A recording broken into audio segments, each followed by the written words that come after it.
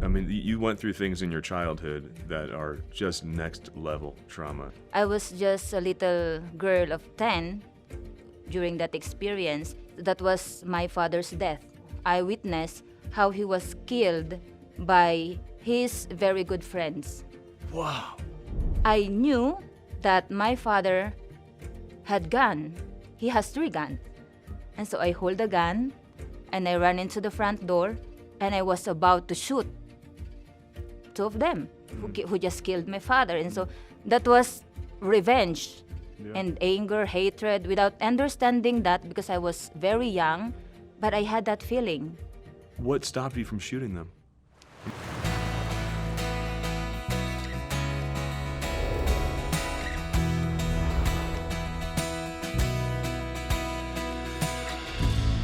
Welcome to the Chris Stefanik Show.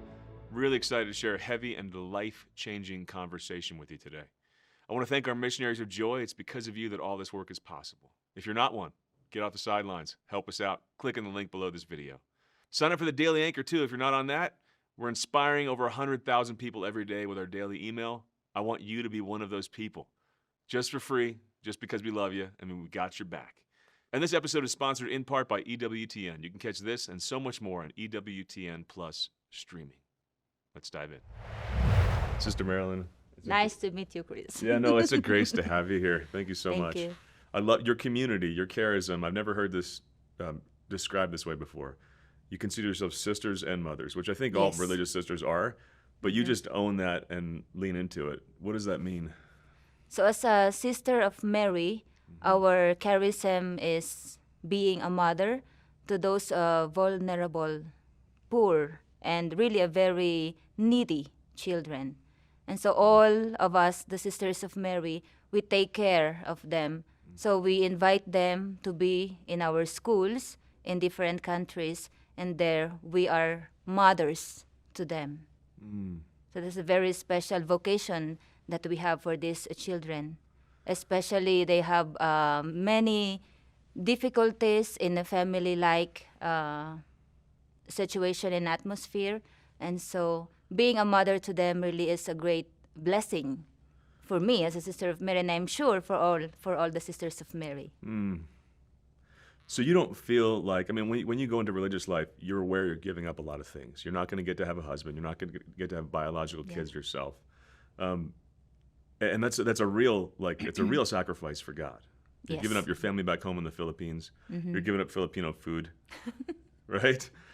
Do you feel like a mother? Is that really? It's got to be really fulfilling. Like, do you see those kids literally as your kids? Yes. Each one of them, I see them as my daughter or as my own son. That's awesome. Yeah. So you're Yeah. expressing your motherhood in an incredible way. Yeah.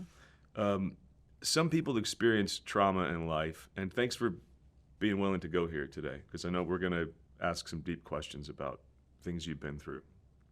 Some people experience trauma, and they feel forever broken. They feel like they're not able to be used by God, like they're a broken tool.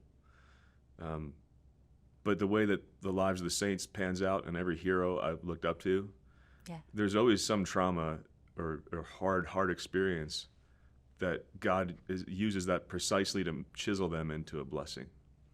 And that was your story. Yes. You went through things in your childhood that are just next level trauma. And would you be willing to share with us what happened, what you went through? Yeah. For me, it was a very, very strong and really a very hard experience because I was just a little girl of 10 during that experience.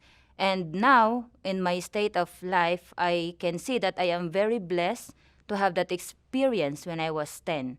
Like for more than 20 years, I was not taking of that experience as a blessing.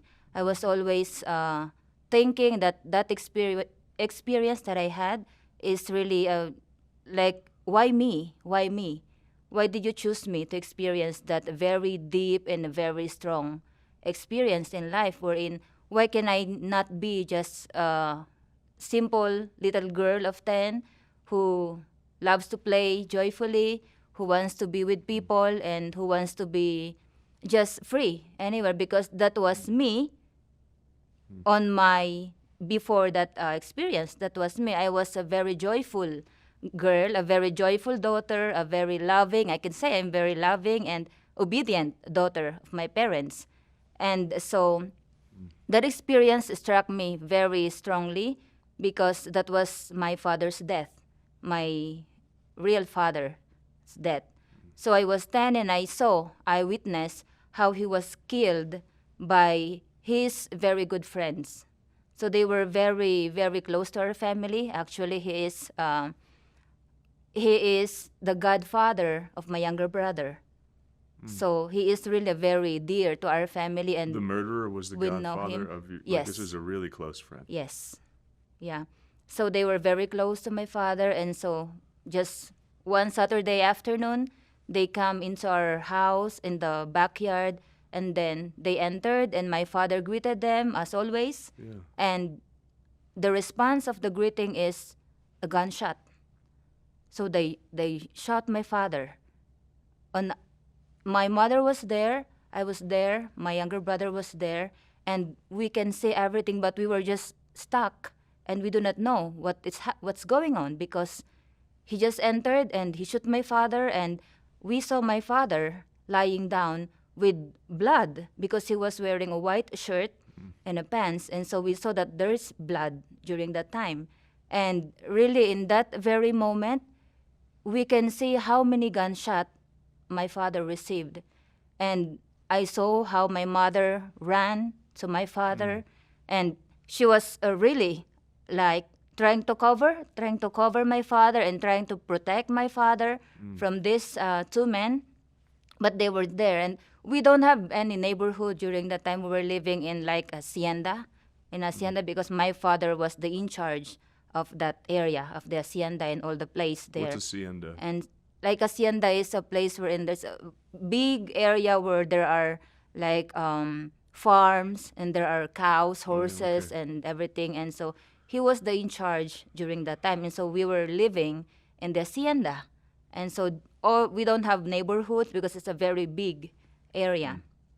And so we're seeing my father lying down with blood without understanding. I was not understanding what was happening during that time. And I saw my mother run to embrace my father, and another shoot was given to him. And I saw that the first one was here on his arm, because he was like this. He was like this. He was like, "Oh, what's happening? Like, what's happening?" And so he was shot here. And after that shoot, he tried to run. I think he was trying to run into the house, or I'm very sure he was trying to. And then he was shot in the below his knee. And so that's the time that he fell down on the ground. And then from there, he had another shoot at the side, and I was not very sure in what part really is that. And the last one was when my mother was already trying to protect him.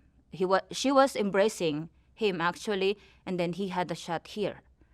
And so, like a young girl of 10, and my younger brother was he was about 6 during that time, and he was also there. He was seeing everything and what's going on, but like we were shocked. We do not know what was going on. Hey there, I just want to share something really important with you guys real quick. You know what's crazy? This entire show, every episode, every conversation, every life changed, only happens because of our supporters. The Chris Stefanik Show is powered by people like you, people who believe in spreading the joy of the gospel. Now here's the deal. Each year we reach millions of people, but there are millions more that have not received not just the good, but the great news of the gospel. We want to reach those people, walk with them, and that's where you come in. When you become a monthly donor, a missionary of joy, you're not just donating, you're actually making this mission possible. You're helping us bring the hope, truth, and joy of the gospel to a world that desperately needs it. And that's not all. As a missionary of joy, you get exclusive access to all our video series, including Living Joy, Rise, Renewed, Fearless, and more. You get exclusive early access to new releases. You get Monday motivation texts direct from me. And you get access to our daily anchor, daily inspiration to fuel your faith. The truth is, the gospel is too good to keep to ourselves. If this show or our work has encouraged you, challenged you, or strengthened your faith, imagine how many more lives we can change together. Don't just watch the mission, fuel it. Click the link below and become a monthly donor today. It'll be the best investment you make this year. And so I knew that my father had gun. He has 3 guns. And during that time, he has... Why did they shoot him, by the way? It was for jealousy. So this godfather of my younger brother, he was working in that hacienda for a very long time than my father. And my father was just new in that area, but he received the responsibility of being like the in charge. So like after the owner of the hacienda, So he for is... jealousy, they shot him. Yes. Lord have mercy. Yeah. So you Out of jealousy and evil. It's so evil. anger and I don't know. So you knew your dad had 3 guns. Yes, I did. Yeah, because he was working like how do you say that in we call that in the Philippines like a barangay. So it's like your area where you are. There is a Yeah. policeman in charge in that area, and so he was working on that during that time. And so I know that he had 3 because we can see. Yeah. Most of the time, he has always bringing one on his side, and because of the job that he has, and so I think that's very. We're not understanding that, but I know that it's necessary for his job, and so I know that he had it, and so when I saw that, so the 2 men who killed, I can say who killed my father, when I saw them walking outside, they were just walking. They didn't run. They were not worried because they know that it's a big place and no one can hear us. Wow. And so they just walked by very naturally. And so when I saw them walking, I entered into the house. I ran actually, and I opened the drawer of my father. And there in that drawer, I saw his gun. And so I hold the gun and I ran into the front door, and I was about to shoot 2 of them who just killed my father. And so that was revenge and anger, hatred, without understanding that because I was very young, but I had that feeling within me. And so that anger, that revenge, and that hatred, really, and always wanting to see and look for them and wanted to kill. Yeah. Like I wanted to take lives, and whoever they are and wherever they are, that was like, for a girl like me, a girl of 10, I was lost during that time, and so transformed. totally lost. And so from then, I was totally lost. What stopped you from shooting them? I don't know. Yeah. I don't know. It was just I was holding the gun. I was holding the gun with my right hand. And I didn't know why. Like I had the opportunity because no one is there and they were not looking at me. And so I don't know, I was trembling. I can remember I was trembling. But I just hold it, and after that, like I throw the gun, and I ran to my father and my mother, and we're there. We were crying and we were shouting, asking for help, and yeah, Thank God he stopped you from shooting them. Your life would be different. thank God. Yeah. Did they go to jail? They were killed, actually. They were. Like after months, we heard that they were killed by the NPAs. So those are like they were not really policemen, but they were those who are like against the governments or something, but they were killed. Yeah. You got a lot to process after an experience like that. Yes. What was really gnawing at you as a young girl who watched your dad die, who watched the guys walk away, who has a gun in your hand? Like what was going through your head in the years, months after that? Yeah. And so from that on, I can see from myself that I was totally changed.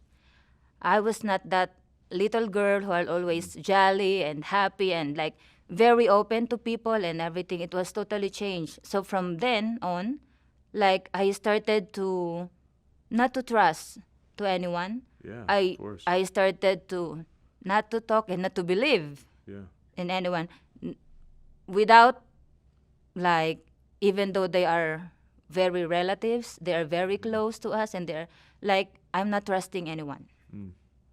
When you're dealing with rage and feelings of revenge, I mean, I thank God you didn't shoot them and have that memory and new trauma on top of it.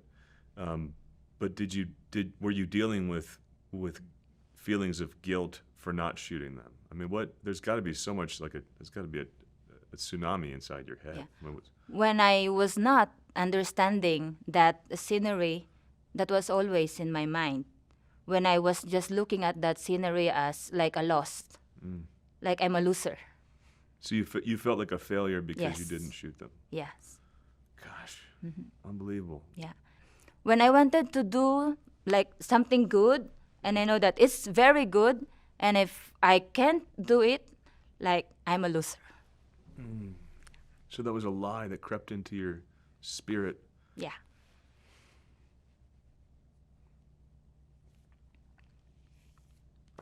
Yeah. I'm sorry.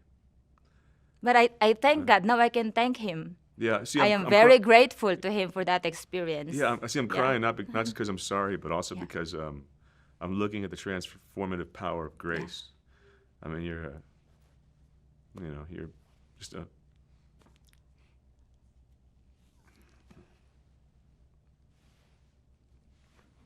Look at you, right? I mean, you're a beautiful sister in front of me. It's Thank like you. you have you're not carrying around the things that I think someone would carry forever because of that. Yeah. You've overcome that lie that you're a failure. You've overcome the obviously overcome the lack of trust in all humanity, and you live out spiritual motherhood to thousands of kids, and you're not carrying around the resentment of non-forgiveness. In a next level kind of way. I mean, like when people don't carry those things and haven't been through trauma, it's right around here.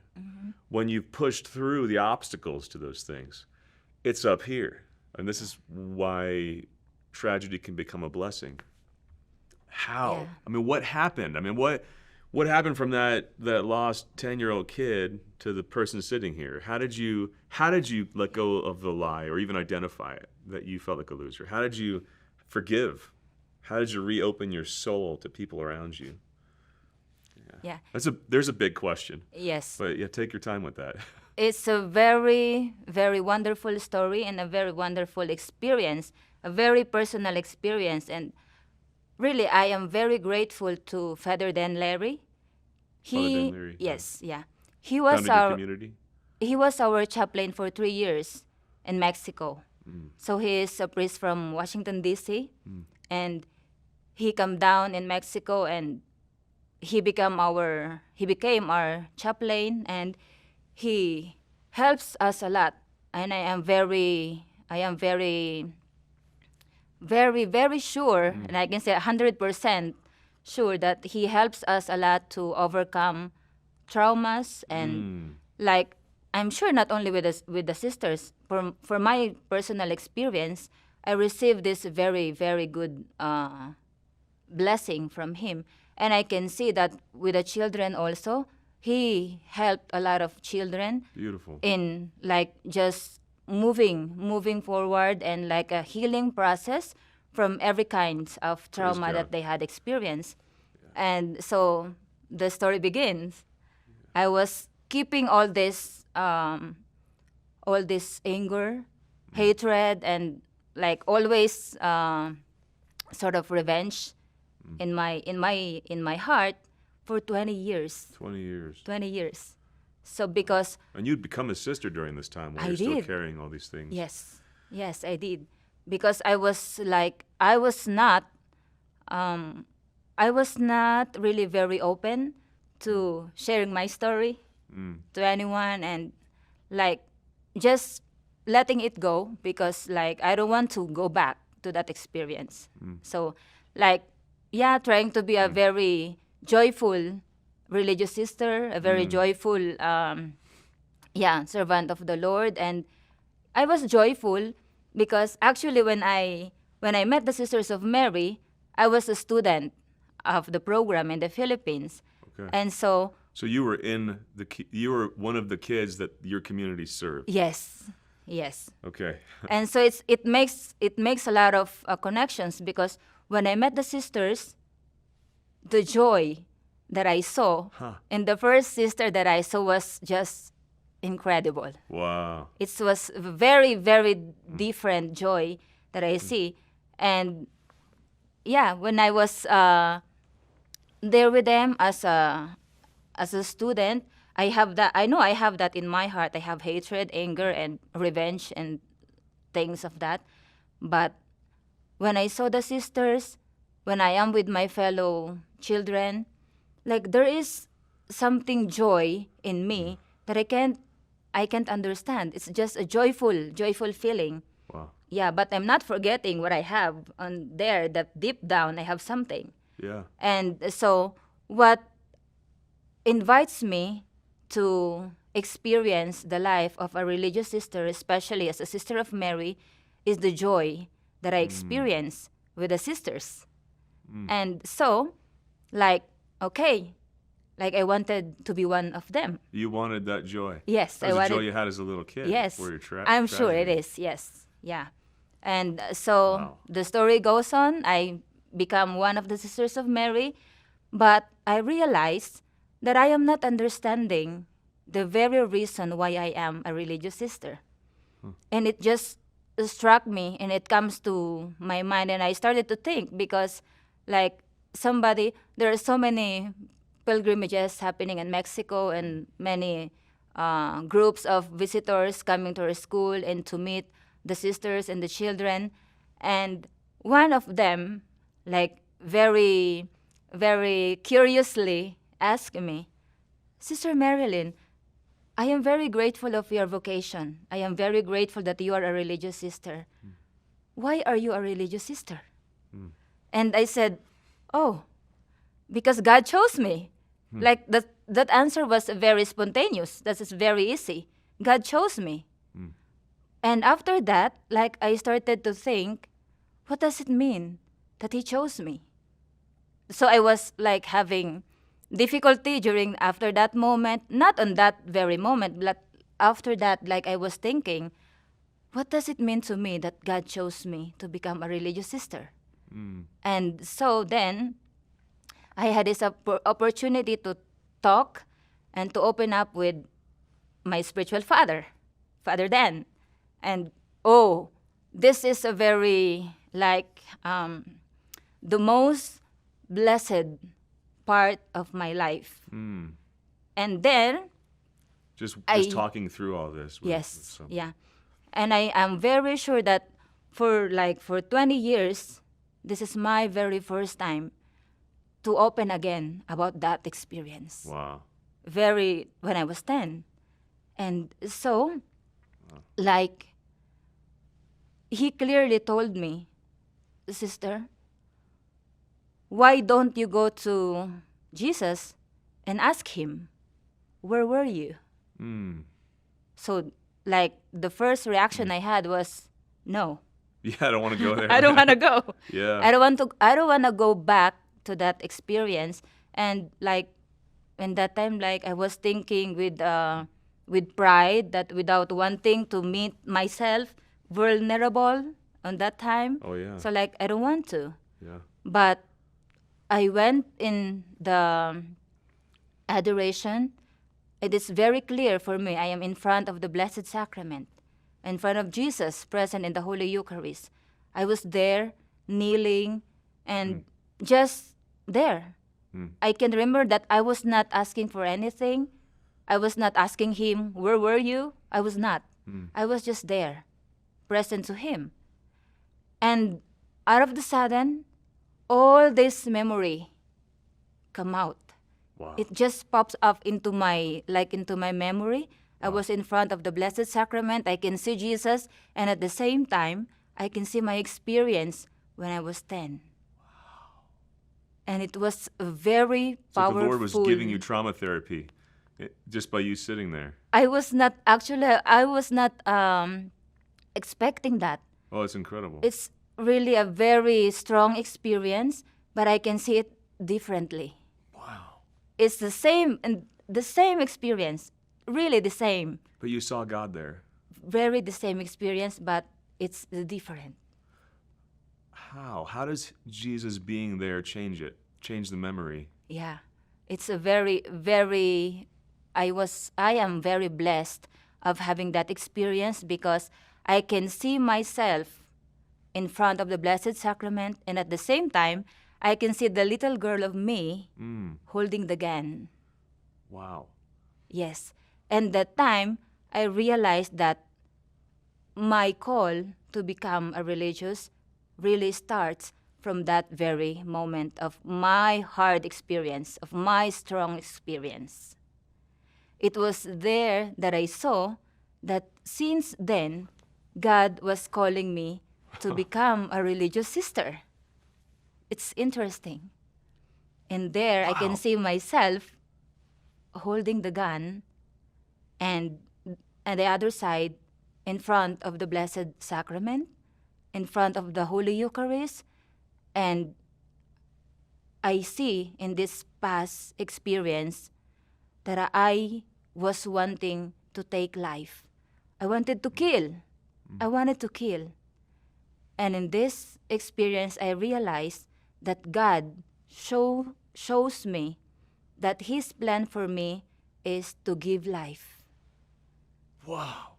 Like, it was totally different. Totally different. So him rescuing you in that moment from Yes. killing Yes. was the start of your whole calling. Yes. Wow. He wanted me to give life. He doesn't want me to kill people. He doesn't want me to take life for, maybe if I am not a religious this time, I might be one of the assassins. Right. I don't know. That would not Who be a can good look say? on you. Yeah. You definitely look better in a habit than Thank as an you. assassin. Thank you. I'm tempted to ask all sorts of more questions about what that even means, but I mean, Jesus is the answer. He is the way. Yes. He's the healer. He is the thing. He is. So I think any question would probably come back with, I don't know, Jesus was there and just called me. He's the transformer. Yeah. It's incredible. He showed me in that very moment in front of the Blessed Sacrament His call for me to be a life giver. Incredible. And so I realized that very special moment in my life that from hatred, anger, and revenge, a little girl of 10 holding the gun, and every time I receive the Holy Eucharist, it's interesting. I receive the Holy Eucharist with the same hand, with the same right hand. It's a grace. It's grace. Thank you, Jesus. Thank you, Jesus. So the feeling like you were a loser, that lie that stuck in there, the closeness to people, the unforgiveness. Tell me about the journey of those three things going away. Yeah. Did that happen instantly? Did you right away stop thinking of yourself as a loser and forgive and open up more? I mean, or was this an ongoing thing for years? Yeah. Not really in an instant. It takes time for me to realize and little by little, I can see in my process of healing that little by little, I am chosen by God really to be an instrument of this hatred, anger, revenge, and different kinds of hard and strong negative feelings.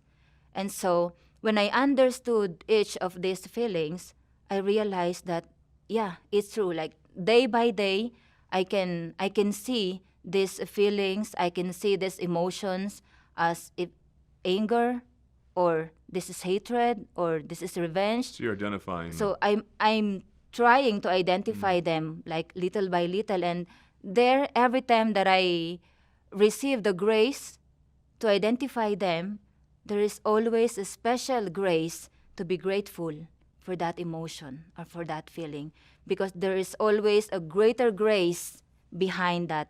When I overcome that emotion or that feeling, there is always a greater grace behind that.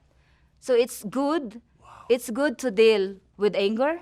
Yeah. It's good to deal with hatred, because in my own experience, there is always a greater grace after you deal with that. So you're not And afraid of the feelings. God You're- is always there. Jesus That's is always awesome. there. Yeah. So you're not Yes. afraid of the feelings because you're perceiving, as you see this particular mess inside of yourself, instead of saying, oh, there's no hope, you're seeing that as a road Yes. to something better, Yeah. and you just lean in. Yes. Boy, that's a profound word for anybody. For anybody who's needing to deal with stuff on the inside and they're afraid, Yeah. get excited. If you, the second you see the stuff on the inside, the Lord is calling you through Yes. it. Because to He is something better. there. He is there waiting.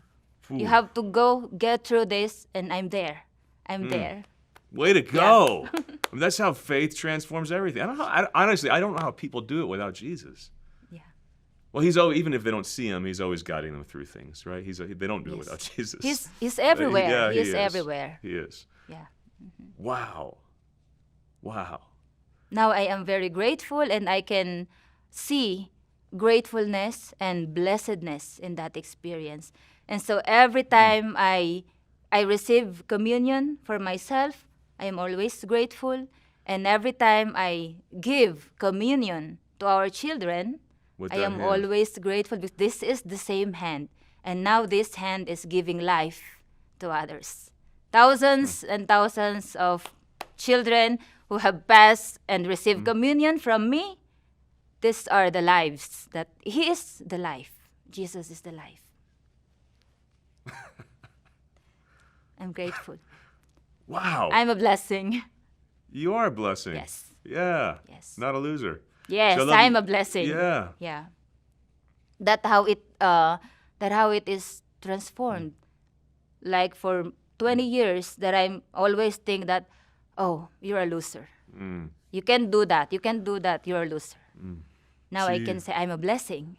So I love that, and I've preached about this many times, that when you have that lie that you don't even know is there, usually people are whispering it to themselves under the radar. Yes. It's making them feel awful. They don't even know it's there. I'm a Very loser, true. or I'm broken, or I'm impure, or whatever it is. You identified an opposing word. I'm a blessing that you lean Yes. into and you claim, and you say it. It's right in the tip of your tongue, and you're probably having to say that to yourself. It's ongoing work, right? To say it to yourself again and again. Yes. Yes. You forgiven the men who killed your dad? I did. What does that look like? How do you do that? That was the same experience. I was in front of the Blessed Sacrament, and I can really remember very clearly. I was there, and Father was there. Father was there with me. That was like after that, like a month or 2 months after. Yeah, and so I was there in front of the Blessed Sacrament. We were praying, and he was praying over me. And like out of the sudden, he told me, "Sister, can you mention the name of the man who killed your father? Can you mention his name in front of the Blessed Sacrament?" Wow. So that was like a very profound experience that I had. And it was like very strong healing that happened to me. Like I just throw out everything. Like Wow. it's in a moment, it's just like I freed myself. I can feel the inner peace very differently after that experience. I mentioned the name of the man in front of the Blessed Sacrament, and I was remembering that I was saying, "I forgive you in the name of Jesus Christ." Yeah, Incredible. very, very strong. I'm so proud of you. Thank you. That's incredible work. And you could forgive someone even if they've died. I mean, it's not Yes. too late, Yeah. because it frees you. Do you want them to be in heaven with you someday? Yes, of course. Yes. Yeah. And like if we can see and if we can meet each other in heaven one day, I can tell him, thank you. Thank you for what? Thank you. Thank you for what you did.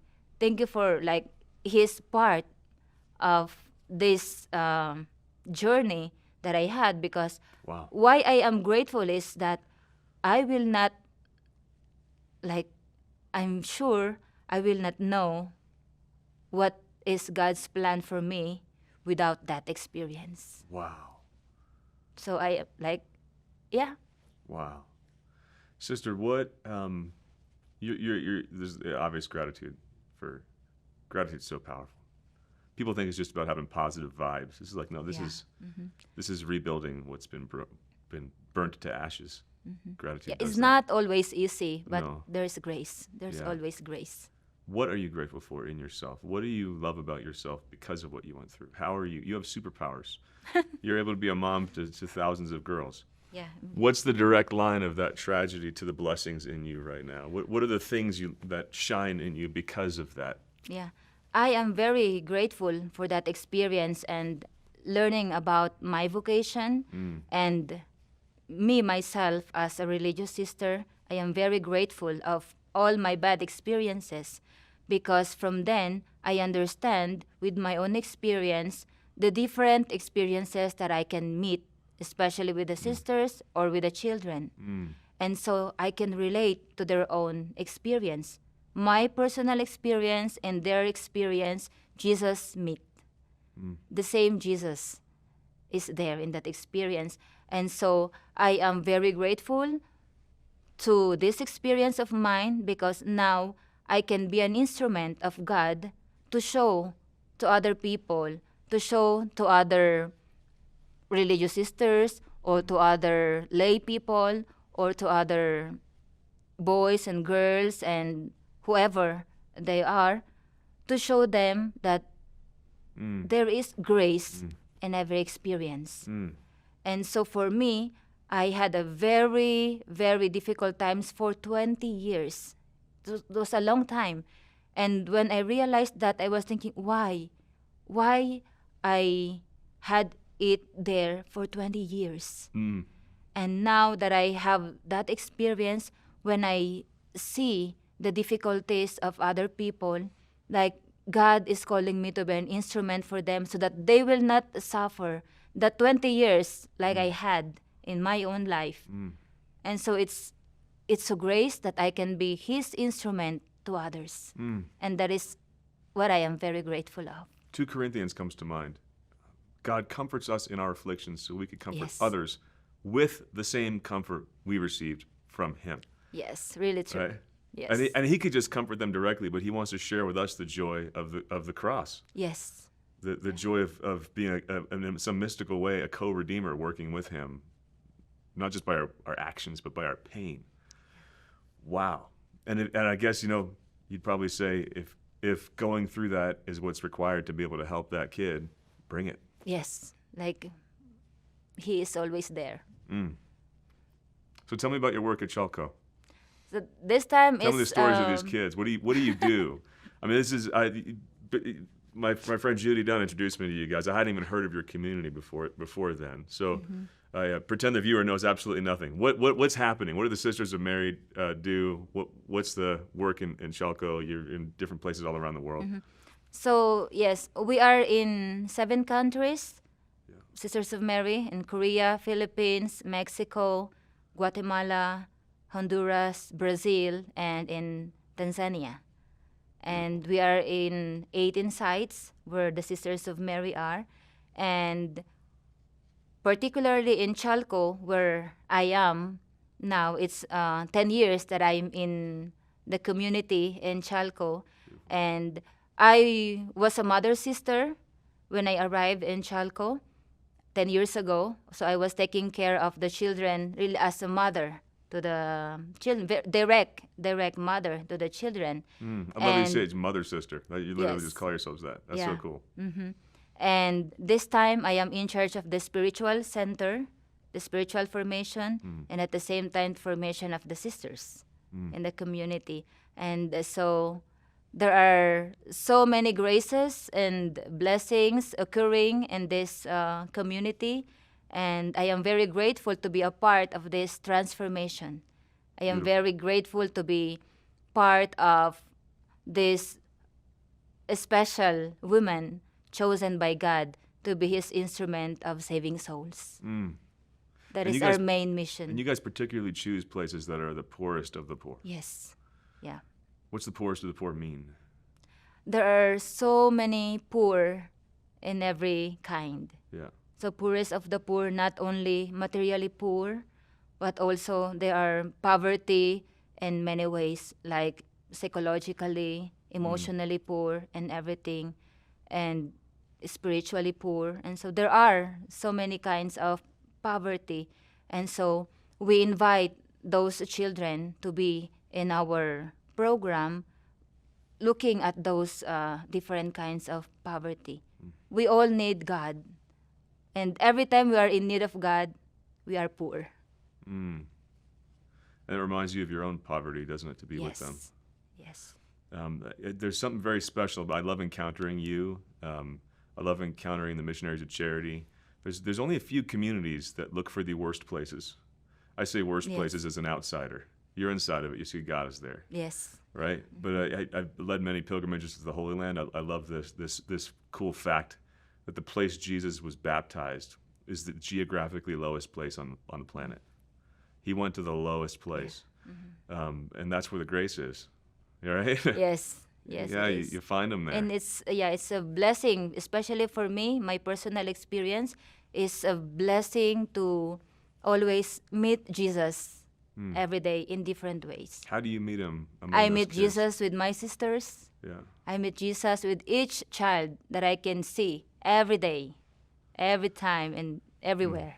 Tell me some. Jesus is there. Tell me some stories of the kids that keep you going. Transformed lives, things the kids have been through, like what you went through. Because you're able to be there for them, they come out beautiful. Someone's Yeah. there with love.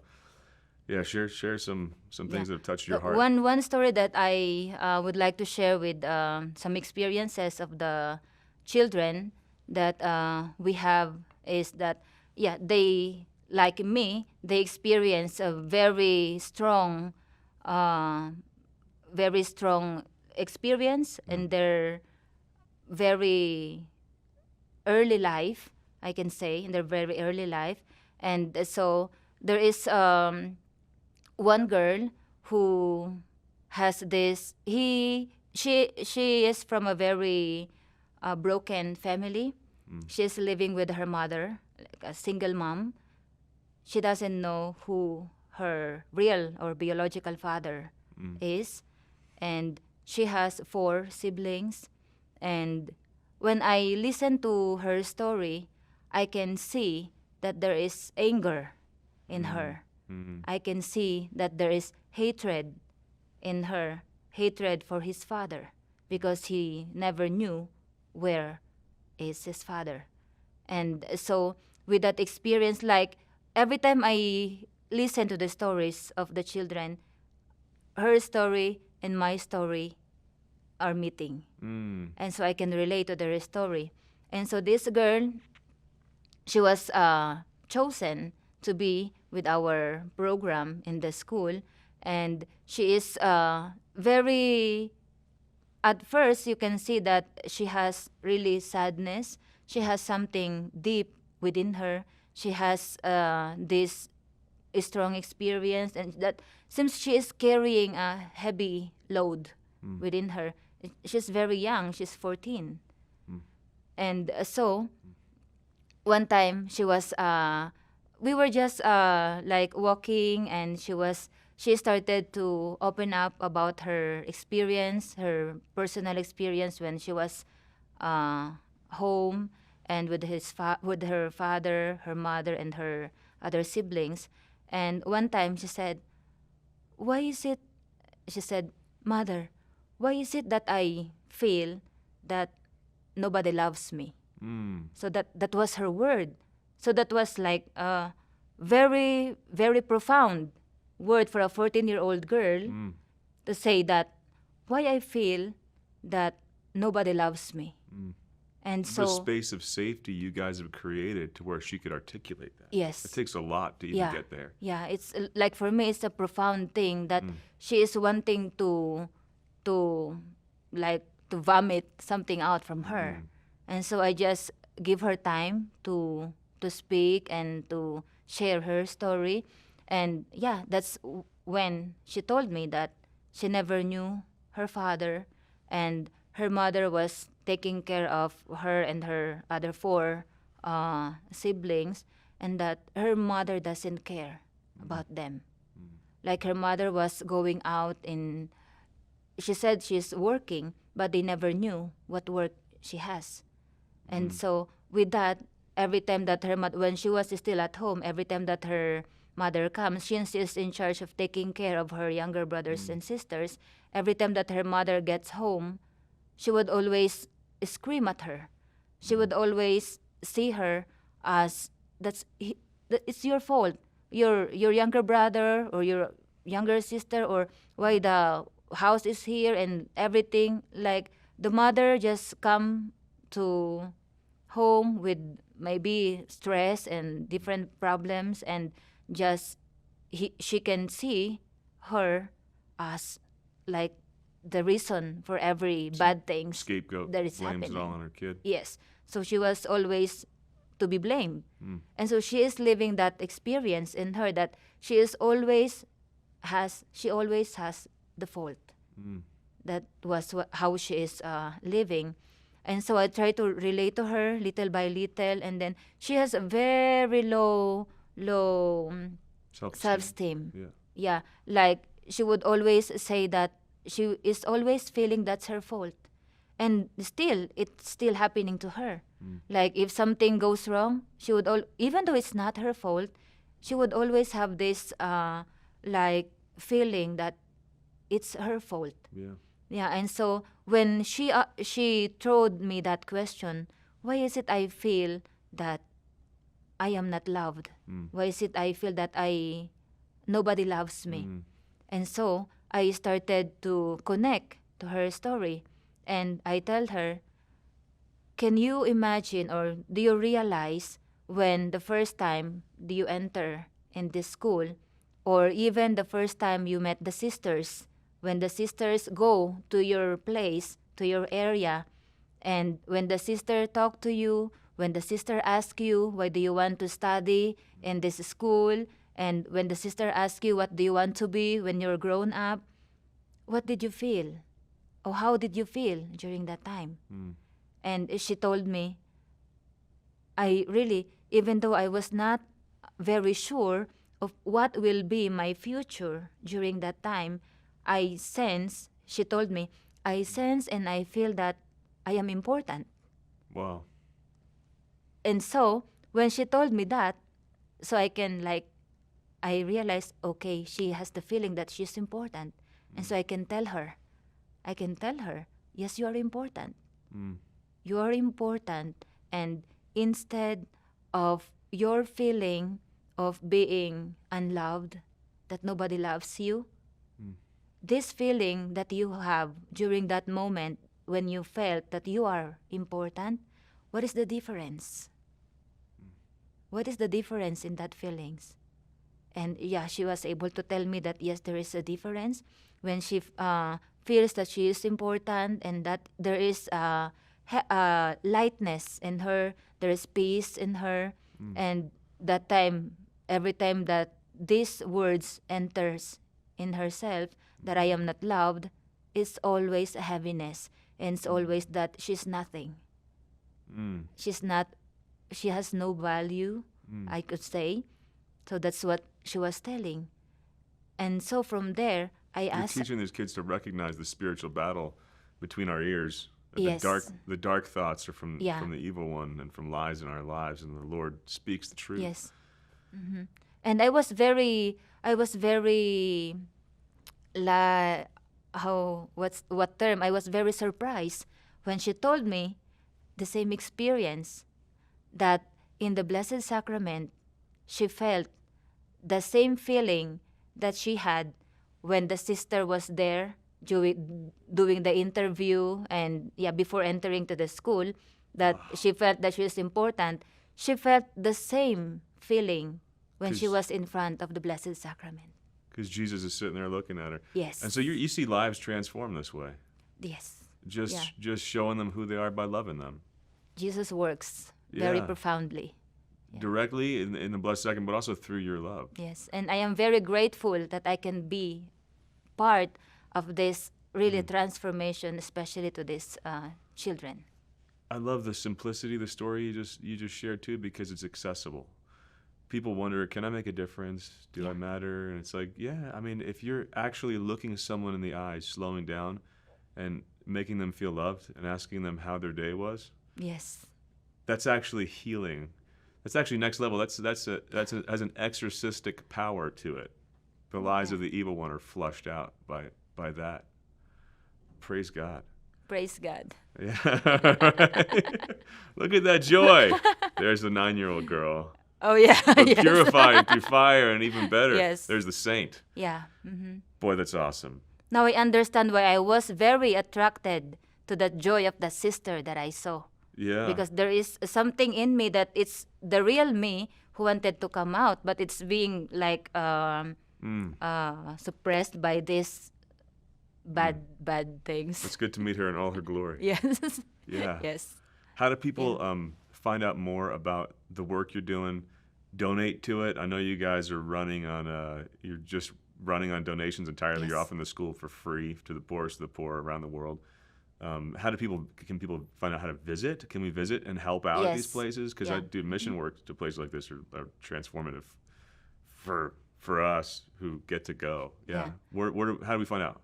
So you can learn more about our work and be part of this God's work, really, and wordvillages.org. Worldvillages.org. We'll That link is to our- it below this yes, video. That is our website. And then you can also come and visit us in one of our schools.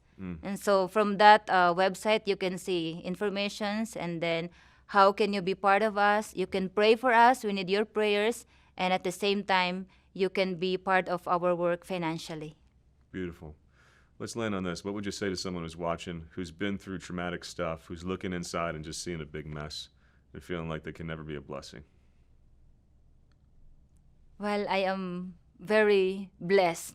And I am really I really believe that this experience, hardships, traumas, or like strong experiences that we had, it's always a window for us to see God. It's always a window that we decide if we want that windows to be open or if we want that windows to be forever closed. And when we open that window, there we see Him. He's there. He's there. Praise God. Yes. Thank you so much. Thank you so much. I mean, it takes a lot to dig into those kinds of memories and to present your heart to people. But we see God in that heart. And I'm just so grateful for you doing that and for the witness of your life. That, I mean, words, I'm a preacher for a living, you know. Words go so far. Yeah. But to see it enfleshed in someone like you and proven, and it's all like in your painful witness, just thanks for who you are for the church and for me. Yeah, Thank you so much. And for all those kids. Thank you God for bless this you, sister. opportunity. What a grace. What a grace. Thank you. Thank you. We love you. We love you guys. The Lord loves you no matter what you've been through. He loves you. He's calling you, especially, not also one, but especially when you feel that mess inside. Remember the way of the cross, and the other side is the resurrection. He's calling you too, and He's going to make you a blessing. We believe in you. I love you guys, rooting you on. God bless you.